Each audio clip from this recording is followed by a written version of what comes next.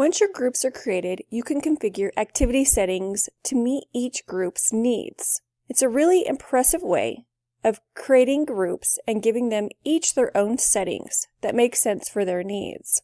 Click on the editor of the course you want to filter the group settings.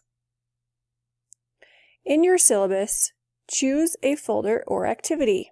From here, you can access the group filter by this icon here. I can choose a group and I can give them specific content.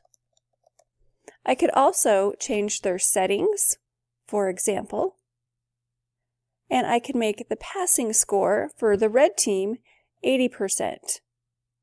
In comparison, I could go to the blue team and I can make their passing score a 90%. And I could change the activity to say instructions for blue team.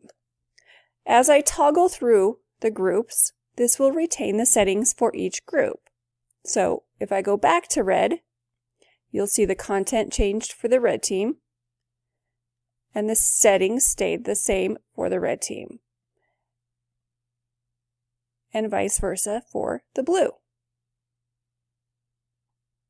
When I'm done, I can also go to the Group Settings tab here in the editor, and I can choose which content I want my groups to see.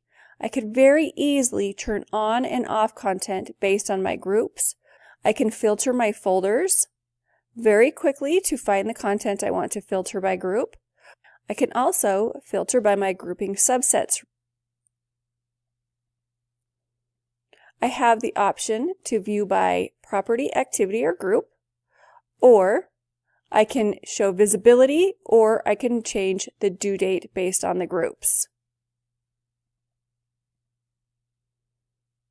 You can require to make submissions for a group assignment. So, for example, I can create an activity, give the instructions for the groups. In my settings area, to make this a group activity, I will need to go under the gradebook and submission and choose this is a group assignment, and then choose the group that I want to grade against. Once that's done, I will click Save. To grade this activity, I would go to the gradebook, and then I would go to the group assignment.